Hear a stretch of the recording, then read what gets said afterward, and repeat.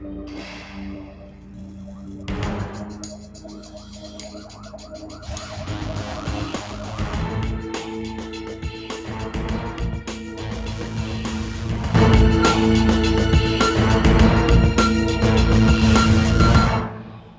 evening and welcome to Special Assignment. I'm your host Ashraf Garda.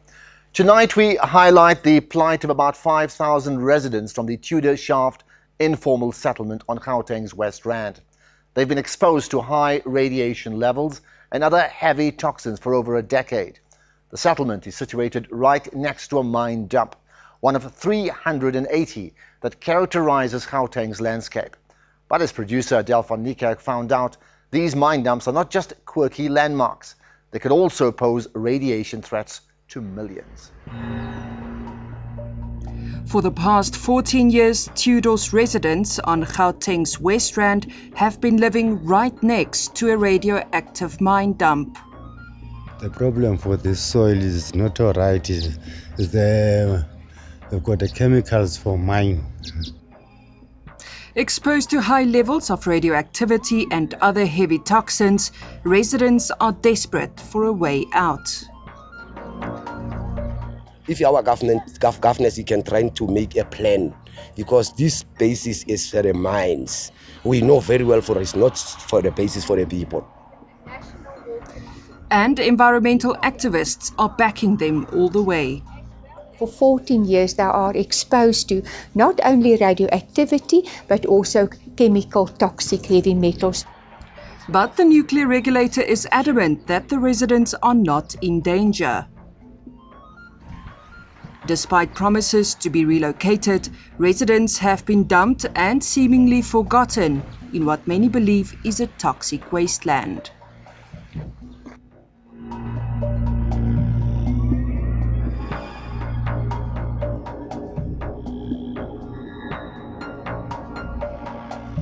For over a century, our mining history has generated economic wealth and put South Africa on the global map of mineral resources. But all that glitters is not gold. Part of our mining legacy is also environmental degradation, polluted air, soil, and water. Mine dumps like these ones have become as much part of the landscape of the Greater Johannesburg area as Table Mountain, for example, has been part of Cape Town. The problem with these mine dumps is that they contain all sorts of chemical toxins, and these dumps with their toxic components dot large parts of the Gauteng landscape. More than 125 years of mining by more than 120 mines, which of course resulted in the extraction of 43,500 tons of gold, 73,000 tons of uranium, but it left a legacy of 410 square kilometers of mine tailings dams. This is the residue of mining activity. One of the byproducts of gold mining is uranium, and uranium is radioactive. Is it worrying then that approximately 1.6 million people live adjacent to or on top of one of these radioactive mine dumps? These residents from the Tudor Shaft informal settlement say ailments like skin rashes, sinusitis and chronic coughing are common. In 2007, I moved to that yellow talents to get my own shake, because that said I've been staying with my sisters. So the time I go there, I just see the nice place to stay, but the difference is been when it's rainy, we can't move out, and when it's dry season, we can't cook our food because that does come inside our food and we can't eat it nicely. And these nearby radioactive mine dumps are to blame for their health problems, many residents believe. Most of the time I've been noticed from the children, because the children, they always play with the soil. So they've been have skin rashes and eyes burning and the sinuses. So I just asked them, what's wrong with the babies? They say, no, it's just a coughing for the flu. So I try to say to them, let's go to the clinic to check. Maybe it's not the flu. In March last year, world-renowned uranium expert Professor Chris Busby found radioactive levels in Tudor to be 15 times higher than normal, with alarming health risks. High radiation levels not only cause cancers, but also non-cancer illnesses. Lens destruction, neurological illnesses, diabetes, immunologies, several other radiogenic illnesses, and a risk factor for heart disease. Kedinetse Mafora lives in a small shack inside the Tudor settlement with her 5 children. She worries about their poor health. When I brought the Magato here, she was suffering from sinuses. She grew up with them. They became worse to a point where she couldn't breathe, couldn't sleep at night. She was forever crying. When she plays in the area, she becomes sick, and when she doesn't, she becomes fine.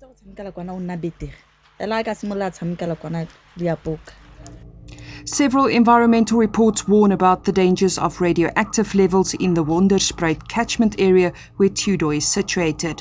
In this 2007 report by the Mogale City, concerns are raised over the uranium levels in the area around Tudor Dam. In 2009, the Department of Water Affairs highlighted the presence of high uranium levels and other toxins in the same area. And in 2006, the Council of Geoscience expressed concerns over the same matter. But for residents like Kedinetse, environmental reports by scientific experts mean very little. She has no means to move her and her children out of the area. But Sylvia was luckier. In 2007, she met environmentalist Mariette Lieferink, and after dozens of conversations about the dangers of radioactive exposure, she started working for her organization, the Federation for a Sustainable Environment. Yes. I just explained to Mariette about this yellow tailings. I said, I see the different soil. What is this and this one is, and then she tried to explain to me about the yellow tailings. She said this yellow tailings is because of the mining. Are you aware you are staying on top of the mine dumps? I said, no, I don't have that information. She just asked me, I will learn you more about this because I want you to help me to do lots of workshops for the community and the schools. Sylvia has since managed to move out of Tudor and hopes other residents will realize the risks of staying behind. I was so happy to get a nice place. I said, this is a nice place for me to stay. But the time I received the information, I was so shocked. Are practices and customs within the Tudor Shaft settlement putting residents at added radiation exposure? We'll find out after this.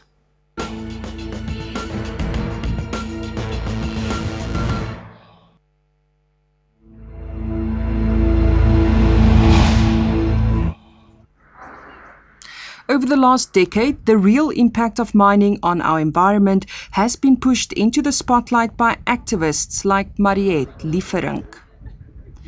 She takes hundreds of interested groups from here and abroad on her weekly so-called toxic tours to highlight the environmental impact left behind by our mining legacy. Mariette was one of the first vocal activists who sounded the alarm a decade ago about acid mine drainage in the Greater Johannesburg area. The issue has since entered the mainstream media, and the government, alongside mining companies, have committed themselves to try and solve the problem. But Mariette accuses the authority of dragging its feet once again in acknowledging the dangers of radioactivity from mine dumps. Most of these tailings dams or mine residue areas are unfenced. There is significant unauthorized entry onto these tailings dams, and more than 1.6 million people live adjacent to or either on the footprints of uraniferous tailings. This shack is one of the hotspots identified by Professor Chris Busby, where radioactive levels are 15 times higher than the norm. It's also the place that David Kloma has called home for the last 14 years. David shows us where he planted his vegetables in the uranium-rich soil, despite its dangerously high radioactive levels. The problem for this soil is not all right. They've got the chemicals for mine. My health, the problem in my kidneys is too dirty. Yeah, it's a long time I'm not cleaning. Yeah, even sometimes got no appetite for food. Yeah, so it's too dirty inside. Exposure to high radioactive levels can cause kidney and heart problems or lead to cancer, but a link between these ailments and Tudor's residents have not yet been established. Despite the many warnings, some residents participate in dangerous customs. Here, Pumla Mjadu takes soil from an area officially declared a hotspot and mixes it with water to prepare a face mask. She applies this mud mask several times a week. I was just thinking because I used to see the other people putting yellow something, so I've seen that up there, there's a yellow ground there, so I must take that and mix so that I can put on my face, because I've seen the others put another thing, so it looks yellow. It looks like that sand up there. If people tell you there's toxins in the soil, you're not worried about it? Yes, I'm not worried about it because I've seen it helps me. Constance Makoloye is an 18-year-old mother of a toddler and pregnant with a second child. Like many other pregnant women from Tudor, she eats dried out mud cakes made from the uranium-rich soil.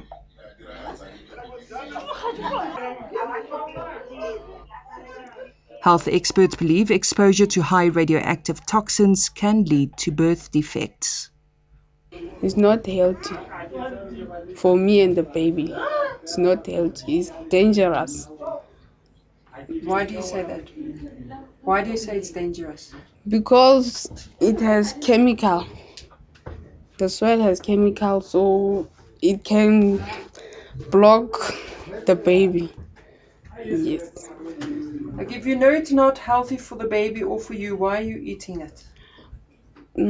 I can't leave it to eat it because I can't. It's in my blood. I think there is significant lack of information. I do not think it's deliberate. I think it's innocent because of the lack of information. It's very difficult to explain the concept of radioactivity or chemical toxicity. When you are exposed to chemical toxic metals or radioactive metals, you do not fall down dead immediately. We refer to it as a slow set-on disaster. And because no one falls down dead immediately, it's very difficult to establish a causal link between the eating of uriniferous tailings, or it's a practice called pica or geophasia. It's a very common practice, or using it as a mud pack for the face as an acne cure. The real health risks faced by Tudor residents because of exposure to high radioactive levels must still be determined. No epidemiological or toxicological studies have been done by government yet. And anecdotal evidence, of which there seems to be plenty to go around in Tudor, doesn't cut it for the scientific world.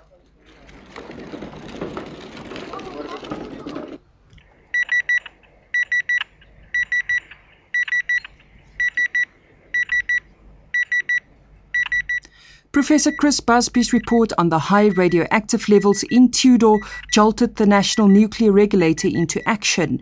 In March last year, the body conducted its own research and called for the relocation of some residents. Our assessment is that this particular spot where we are, we're glad that people have been moved here, is basically not safe for habitation. But as you move away from this particular spot, then it is basically an area which is not really exposed to levels that are beyond our regulatory limits. And so we're comfortable that in the areas as you move further up and further down the other side, the public there is not unduly exposed to harmful radiation. They say this place is safe, but according to the lots of research that we receive the reports from the people, those they've been doing the researchers, the scientists, they say this whole Tudor shaft is high level of radioactive, so they want the whole Tudor shaft to move. If the National Nuclear, they say that which means we can't understand where the truth is come from, because we are not the scientists. We will just wait them to give us the right information. In a moment, are authorities passing the buck on who should keep the Tudor community safe?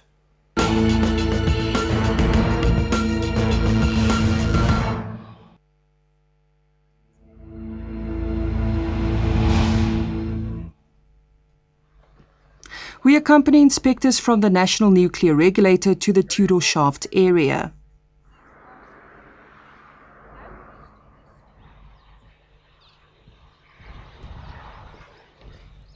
They use this instrument, a Geiger counter, to determine the levels of radioactivity in the area. But it's this methodology that concerns some scientists. They feel that a wider assessment should be taken, including the inhalation of radon gas, a byproduct of radiation, and the inhalation of dust from the mine dumps, contaminated water, and direct contact with the uranium-rich soil. In the case of Tudor Shaft, they were not relocated to RDP houses. So for 14 years, they are exposed to not only radioactivity, but also chemical toxic heavy metals. When it rains, obviously the tailings then dissolve, and that also then flows into streams or into river systems. Children are exposed because they often play barefoot on these tailings. We had asked our inspectors to go and check out the readings from the other side. Here the issue was basically to check the slippage, to check, because these tailings that are right here, if in case there's rain and there's sludge that gets moved, it may possibly seep into the nearest settlements, right at the back. And so that is an area of immediate concern. But as you move further away from this particular dump, things become a little bit much more safer, as it were, from a point of view of radiation levels. But the nuclear regulator agrees that this spot on top of the tailings dump is a highly radioactive area. It's also a favorite playground for the children from Tudor. It is a dangerous spot. It is a spot that we would not propose that anyone is exposed to. Perhaps some kind of demarcation also, so that this particular area, for example, is enclosed and fenced off. We saw just little children coming and playing over here. It's areas that we believe the municipality needs to take care of in terms of cordoning off and fencing off. We accompany Sylvia to this area, once again right next to a mine dump, where about 200 residents from the Tudor community were relocated to last year. There seems to be general consensus in the academic world of the dangers of exposure to radioactivity from these mine dumps, a view that the nuclear regulator shares. We generally are concerned about all the areas that are neighboring or at least very close to the tailings dumps. We believe that it is not, those areas are not suitable for settlement and habitation, and that the municipality should really try and find mechanisms of moving people out of those areas. This is a vast area, and wherever there are mine dumps, we believe there might be possible instances of exposure there, which might cause difficulties to the individuals that are residing there. And then here, we moved these people from here to just about here. The Mogale City Municipality says plans are afoot to relocate the residents from Tudor to a more suitable area. The municipality moved the families because it was seriously concerned. When an agency and a partner in government tells us that there is danger posed by people residing in that area, the municipality moved. So that demonstrates our concern. We are always concerned about our residents, so we moved them to that area. But now we moved them per advice of the National Nuclear Regulator. We have not been advised that there is further danger for the rest of the families that are still there. The issue essentially becomes one of housing policy and housing issues. It's an issue for the local municipality to deal with. Once we have made our recommendation, we expect that the municipality will act accordingly. My concern is that in order for a solution to be found, it would not be appropriate to put the liability and the responsibility on the local municipalities. Municipalities often are incapacitated from a technical point of view, also incapacitated from a financial and a human resource point of view.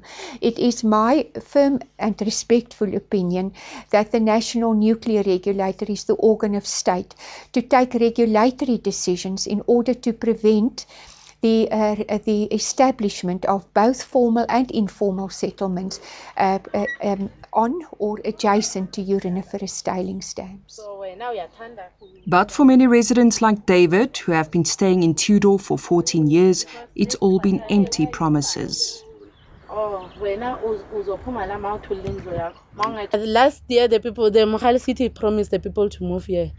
So we don't know what's going on, because always they just postpone they elect or came to the people, promise them, and then they disappear with the information. For now, that is the sticky point for the municipality in terms of mining-related problems. We are looking at relocating the Tudor Shaft people, but as I said before, the plans are at an advanced stage to ensure that those people benefit from the housing programs that are currently underway. I here just want to emphasize, of course, death is your last indicator, mortality is your last indicator of human health. You do not wait for people to die to determine that water or sediment or stay on contaminated land is detrimental. The precautionary principle or the risk-averse principle ought to apply.